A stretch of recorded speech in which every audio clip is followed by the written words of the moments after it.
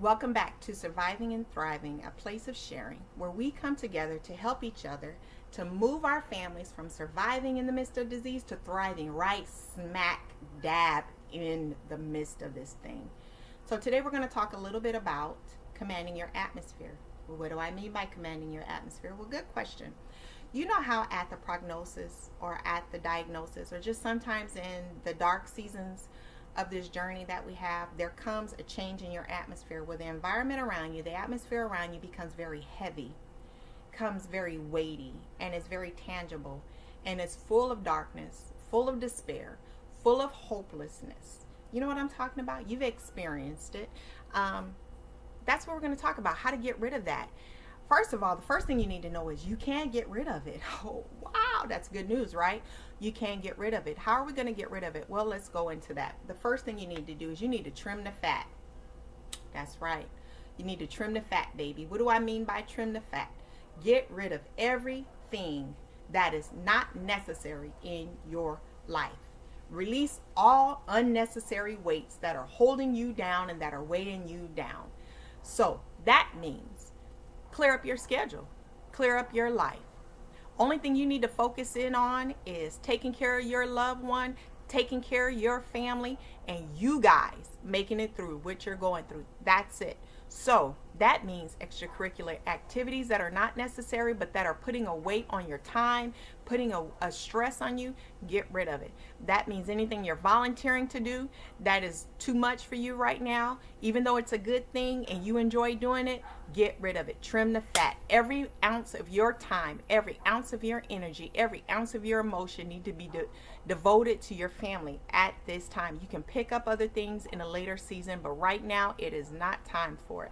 Second of all, let's talk about people. My papa used to say, when certain people walked away, he's a downer, she's a downer. What did he mean by downers? Downers are people that when they come into your life and when they leave out of your presence, you feel down, depleted, distressed.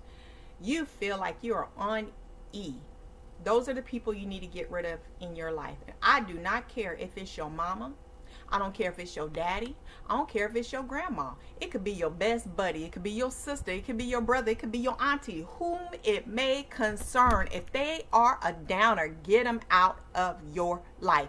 If they're people that you don't want to, like your mama, you don't want to get rid of your mama. So how do you deal with that? Well, if your mama is a downer, and I hope that she's not, but if it's somebody in your life that is a downer in your life, what you have to do is you have to take them in doses. You have to take them in little bits. So you don't talk to them every day. You may have used to talk to them every day. Now you may talk to them every once a quarter, or once a month, or every other week. And when you do talk to them, it's only for a certain amount of time. You give them 3 minutes, you give them 4 minutes, you give them 5 minutes. As soon as that conversation takes that turn to go into that down spiral, here you go.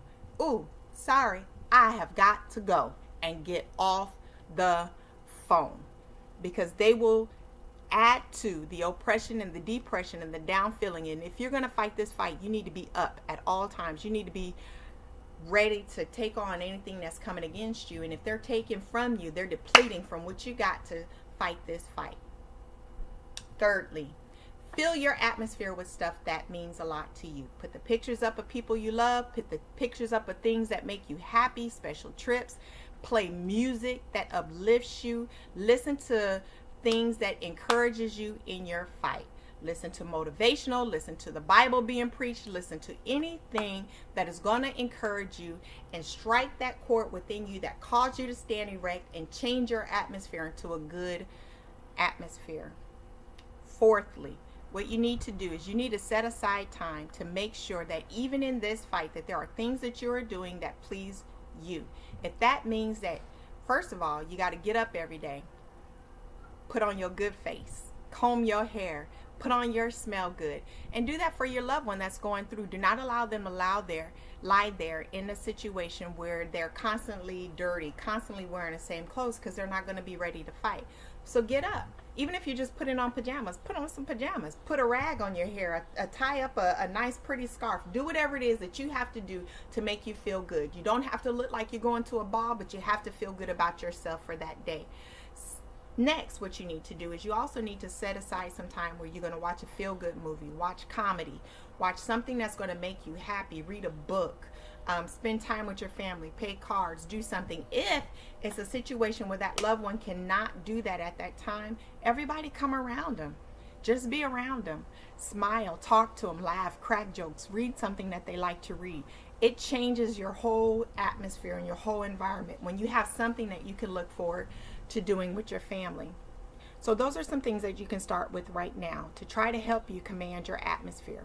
I hope that was helpful to you. Remember to like us down below, comment down below, and subscribe to us so that you can get all the videos as they come out.